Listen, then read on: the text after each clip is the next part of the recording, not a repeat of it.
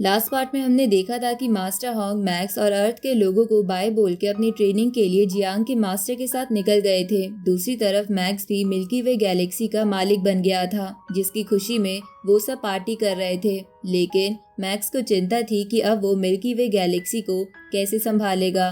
अब आगे तो इस पार्ट की शुरुआत में मैक्स हमें बताता है कि जो क्लोन उसने थोड़े दिनों पहले बनाने के लिए रखा था वो आज कंप्लीट हो चुका है। अब वो क्लोन अपने एग से बाहर निकलकर मैक्स की शेप ले लेता है, जिसे देखकर मैक्स कहता है कि ये क्लोन मैंने ऑक्शन से लिया था और ये मोशा क्लैन से बिलोंग करता है, जो कि एनर्जी फॉर्म के क्रिएचर्स होते हैं, जिसकी वजह से ये क्लोन भी एक एनर्जी है और इसकी कोई एक बॉडी या चेहरा नहीं है। ये किसी भी रूप में बदल सकता है। इसके बाद मैक्स उसे रोंग जुन के क्लोन में बदलने को कहता है, जहां बदलने के बाद वो बिल्कुल रोंग जुन जैसा लग रहा था।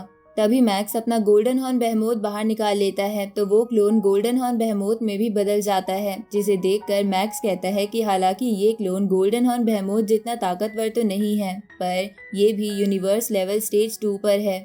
इसके बाद मैक्स उस क्लोन की बॉडी पर बने पैटर्न्स को देखकर बोलता है कि इन पैटर्न्स में इस क्लोन की पावर छुपी हुई है, जिसके कारण इस क्लोन को हराना और भी मुश्किल हो जाता है। साथ ही मैक्स कहता है कि ये क्लोन मेरी ट्रेनिंग में भी मदद कर सकता है। इसके बाद मैक्स बोलता है कि पहले तो मैं बस इल्यूजन क्रिएट कर पाता था, लेकिन अब मैं फिजिकल इल्यूजन क्रिएट कर सकता हूँ, जिसके कारण मैं अपने क्लोन्स की मदद से भी लोगों पर अटैक कर सकता हूँ, जो मैं पहले नहीं कर सकता था। आगे मैक्स जियो जिया के साथ प्रैक्टिस करने के लिए एरेना में आ जाता है, जहां पर मैक्स उसे कड़ी टक्कर दे रहा था। साथ ही वो अपनी इल्यूजन फॉर्म की मदद से उसे अटैक करने का मौका भी नहीं दे रहा था, जिसे देखकर बबाता जियो जिया से कहती है कि मैक्स की ट्रिक्स पहले से काफी सही हो गई है, जिसकी वजह से अब उसका सामना करना तुम्हारे लिए बहुत ही मुश्किल है। इसलिए हो सकता है कि मैक्स अब तुम्हें भी हरा दे। ये सुन के जियो जिया गुस्से में बोलता है कि बबाता इतनी जल्दबाजी करने की जरूरत नहीं है, मैक्स के अटैक में अभी भी बहुत कमी है, इसलिए ये कहना बहुत गलत होगा कि मैक्स अभी से मुझे हरा देगा। अब जियो जिया रेज मोड एक्टिवेट करके मैक्स को बुरी तरह पीटने लगता है। तभी मैक्स फिर से इल्यूजन क्रिएट करके उसके पास आता है, लेकिन जियो जिया उन सभी इल्यूजन्स को भी खत्म करके मैक्स को जमीन पर पटक देता है। ये देखकर मैक्स अपना वो क्लोन भी निकाल लेता है, साथ ही अपनी कई सारी इल्यूजन फॉर्म भी बना लेता है और फिर उसकी मदद से लगातार जियो जिया पर अटैक करने लगता है, जिससे बचते हुए जियो जिया बोलता है कि इस क्लोन के अटैक तुमसे ज्यादा ताकतवर है, लेकिन फिर भी ये हम दोनों के बीच का पावर गैप खत्म नहीं कर सकते। अब ये बोल के जियो जिया उस क्लोन को भी उठा के पटकने लगता है। ये देखकर मैक्स फिर से खड़ा होकर अपनी गोल्डन हॉर्न बेहेमोथ की बॉडी बाहर निकाल लेता है और फिर उसके क्लोन्स और इल्यूजन बना लेता है। जहां ऐसा करते हुए वो बोलता है कि मेरी ह्यूमन बॉडी तो बस 5 इल्यूजन्स बना सकती है, पर गोल्डन हॉर्न बेहेमोथ की बॉडी 9 इल्यूजन्स क्रिएट कर सकती है। इसके बाद मैक्स जियो जिया को चारों तरफ से घेर कर उससे कहता है कि सीनियर, क्या अब भी आप कहना चाहोगे कि मैं आपको नहीं हरा सकता। इस तरफ हम नॉलेंसन को देखते हैं, जो बहुत ज्यादा टेंशन में था, जिसकी वजह से वो बड़बड़ा रहा था कि मैक्स मिल्की वे गैलेक्सी का मालिक बन चुका है, जिसकी वजह से अब उसके पास 2,10,000 प्लैनेट्स है, जिसके कारण अब उसकी पावर मुझसे ज्यादा हो गई है, जिसकी वजह से अगर वो चाहे तो मुझसे फ्यूचर में बदला ले सकता है। तभी नॉलेंसन की एआई कैलकुलेशन करते हुए नॉलेंसन से कहती है कि मैंने कुछ स्मार्ट कंप्यूटर्स की मदद से आगे का प्लान बनाया है और सभी कंप्यूटर्स यही सजेस्ट कर रहे हैं कि आपको बचने के लिए हाइलोंगशेंग किंगडम से निकल जाना चाहिए। ये सुन के नॉलेंसन सदमे में आ जाता है। दूसरी तरफ 9 प्रिंसेस अपने ग्रैंडपा के पास जाती है और उससे कहती है कि 3x माउंटेन ने हाइलोंगशेंग किंगडम के एम्परर को ये कंप्लेंट करी है कि हमारे क्लैन ने मिस्टर वू वाले वर्ल्ड में बहुत लोगों को मारा है और वो वॉर के लिए हमें जिम्मेदार ठहराना चाहते हैं। ये सुन के ग्रैंडपा कहता है कि मैक्स मिल्की वे गैलेक्सी का मालिक बन चुका है, जिसकी वजह से अब 3x माउंटेन के पास ज्यादा ताकत है, इसलिए एम्परर भी 3x माउंटेन का साथ देंगे। पर अगर मैक्स की मुसीबत फिर से आ जाए तो हम बच सकते हैं। इस तरफ हम मैक्स को देखते हैं, जो अपनी गोल्डन हॉर्न बेहेमोथ की बॉडी को देखते हुए कहता है कि ये बॉडी यूनिवर्स लेवल स्टेज 9 पर पहुंच गई है और मेरा क्लाउड रटन भी यूनिवर्स लेवल स्टेज 6 पर पहुंच चुका है, लेकिन मेरी बॉडी स्टार लेवल स्टेज 9 पर ही पहुंची है। इसलिए मुझे जल्द से जल्द अपनी ताकत बढ़ानी होगी, क्योंकि कोई कभी भी मुझ पे या अर्थ पर अटैक कर सकता है। आगे मैक्स के जीनियस बैटल का अगला राउंड शुरू होने वाला था। इसलिए मैक्स की फैमिली और उसके सर्वेंट्स मैक्स को बाय बोलने आते हैं, जहां मैक्स सोचता है कि अब तक जितने भी पार्टिसिपेंट्स टॉप 1000 में आए हैं वो कोई आम लोग नहीं हैं, बल्कि काफ़ी ताकतवर वॉरियर्स हैं। इसके बाद वो अपनी फैमिली को देखते हुए कहता है कि मास्टर हॉन्ग अपनी ट्रेनिंग के लिए निकल गए हैं, इसलिए अब मुझे ही सब कुछ संभालना होगा। इसके बाद मैक्स बाकी कल्टीवेटर्स के साथ लॉबी में आने लगता है, जहां आकर मैक्स हमें बताता है कि जीनियस बैटल कई किंगडम्स के बीच में हुई थी और उन सभी किंगडम्स के जीते हुए या रनर अप वॉरियर्स आज यहाँ इकट्ठा हुए हैं और आज मेरी इन लोगों के साथ फाइट होने वाली है। तभी मैक्स वहाँ फेंग लुन और रोंग जुन को देखता है, जो मैक्स को हाय करके उसके पास आ जाते हैं। तभी वहाँ पर एक वॉरियर आता है, जिसे देखकर सभी लोग पीछे हट जाते हैं। तो रोंग जुन मैक्स को बताता है कि इसका नाम बोलन है और इसे गॉड ऑफ डेथ भी कहते हैं, क्योंकि ये बहुत ज़्यादा ताकतवर है।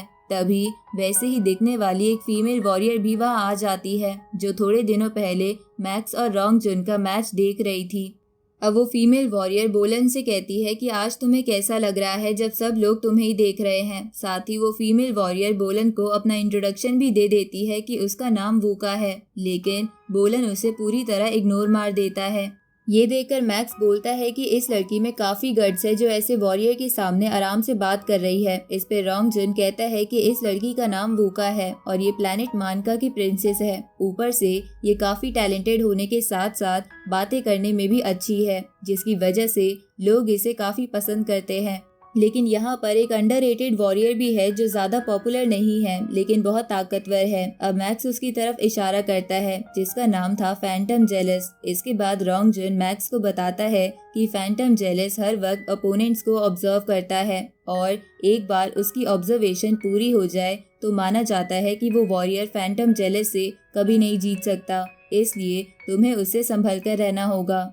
उसी वक्त वहाँ पर तेजी से एक वॉरियर आती है, जिसे सब देखने लगते हैं, जिसका नाम आई चैन था। तभी फेंग लुन मैक्स को बताती है कि आई चैन मैंगलुओ यी क्लैन से है, जिसपे मैक्स कहता है कि मैंने भी इसके बारे में सुना है, इसकी एबिलिटीज कमाल की है, जिसकी वजह से टॉप 10 में आने का इसका पूरा चांस है।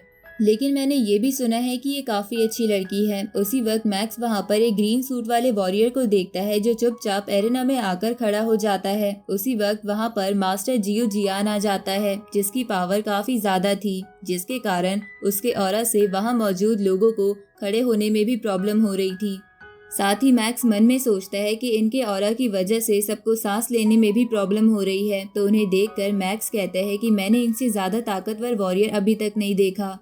तभी रोंग जुन मैक्स से कहता है कि लगता है मास्टर जियो जियान आज के मैच के होस्ट हैं। साथ ही रोंग जुन मैक्स को बताता है कि जियो जियान ने पास्ट में कई बार जीनियस बैटल में पार्टिसिपेट करा है और वो हर बार उसे जीतते थे। तभी मास्टर जियो जियान सभी की ऐसी हालत देखकर अपना ऑरा रिलीज करना बंद कर देते हैं। उसी वक्त फेंग लुन मैक्स से कहती है कि इनकी पावर देखकर लग रहा है कि ये इमोर्टल लेवल पर हैं। साथ ही इन्हें लोग अनडिफीटेबल भी कहकर बुलाते हैं, क्योंकि इन जैसे लोग पूरी एक यूनियन को लीड कर सकते हैं। उसी वक्त मास्टर जियो जियान सबसे कहते हैं कि आज यहाँ 1008 जीनियस बैटल से कई सारे लोग आए हैं, जो टोटल मिला के 10,08,000 हो जाते हैं। अब मास्टर जियो जियान इस राउंड में सबका स्वागत करते हैं और उनसे कहते हैं कि तुम लोगों में से ताकतवर 1000 लोग मेरे क्लैन के कोर मेंबर्स बन जाएंगे। ये सुन के मैक्स कहता है कि यहाँ पर तो इतने अच्छे वॉरियर्स हैं, लेकिन एंड में बस 1000 लोग ही सेलेक्ट होंगे। इसके बाद मास्टर जियो जियान सबको बताते हैं कि आज के राउंड में सबको टावर ऑफ ट्रायल्स के लेवल पूरे करने हैं, जहाँ टोटल 7 टावर्स हैं और हर टावर में 7 लेवल्स हैं, जिन लेवल्स में आप अलग अलग क्रिएचर्स का सामना करोगे और आप जितने ज़्यादा लेवल्स पार करोगे उतने ही आपके पॉइंट्स बढ़ेंगे। और अगर आप एक टावर के किसी लेवल में मर जाते हो तो आपको दूसरे टावर में जाना होगा। साथ ही सब कुछ खत्म होने के बाद 7300 वॉरियर्स को ही पॉइंट्स के अकॉर्डिंग पास करा जाएगा और बाकी सबको एलिमिनेट कर दिया जाएगा। ये सुन के वो सभी चौंक जाते हैं, जिसके बाद मास्टर जियो जियान ये राउंड शुरू कर देते हैं, जिसकी वजह से सभी कल्टीवेटर्स अपने अपने टावर्स में आ जाते हैं। इधर मैक्स को टावर के लेवल 1 में 10,000 ब्लड बेहेमोथ का सामना करना था, जिन्हें देखकर मैक्स कहता है कि ये लेवल देखकर तो मुझे मेरी ट्रेनिंग के दिन याद आ गए, क्योंकि वहाँ पर भी ऐसा ही कुछ होता था। इसके बाद मैक्स कहता है कि आज मैं किसी भी कीमत पर हार नहीं सकता। अब मैक्स उन बेहेमोथ को एक एक कर मारने लगता है। जहाँ लेवल 1 क्लियर करने के बाद वो लेवल 2 और 3 भी आराम से क्लियर कर देता है और लेवल 4 पर पहुंचने पे मैक्स कहता है कि हर लेवल के बाद इन बेहेमोथ्स का अटैक डिफेंस बढ़ जाता है। इस तरफ हम फैंटम जेलिस को देखते हैं, जो अपनी पावर से उन बेहेमोथ्स को आपस में लड़वा रहा था, जिसके कारण लेवल 4 क्रॉस करने के बाद उसे 42,572 पॉइंट्स मिलते हैं और वो 16th रैंक पर आता है, जबकि मैक्स को 39,436 पॉइंट्स मिलते हैं और वो 163 रैंक पर आता है। इधर हम आई चैन को देखते हैं, जो कई सारी स्वॉर्ड बना के एक ही बार में उन बेहेमोथ्स को खत्म कर देती है। दूसरी तरफ वो ग्रीन सूट वाला वॉरियर भी अपने भारी वेपन से एक ही झटके में सारे वॉरियर्स को मार देता है। इस तरफ बोलन और वूका अपनी स्पीड की मदद से बड़े आराम से उन बेहेमोथ्स को मार देते हैं। इधर फेंगलुन जब उन बेहेमोथ्स को मार रही थी, तब उनमें से एक फेंगलुन को खत्म कर देता है, जिसके कारण वो लेवल 4 क्लियर नहीं कर पाती। इधर मैक्स लेवल 5 पर उन बेहेमोथ से लड़ते हुए कहता है कि इनकी स्पीड अब बहुत ज़्यादा बढ़ गई है, इसलिए अब इनसे जीतना बिल्कुल भी आसान नहीं है। अब इसी के साथ ये पार्ट यहीं ख़त्म होता है।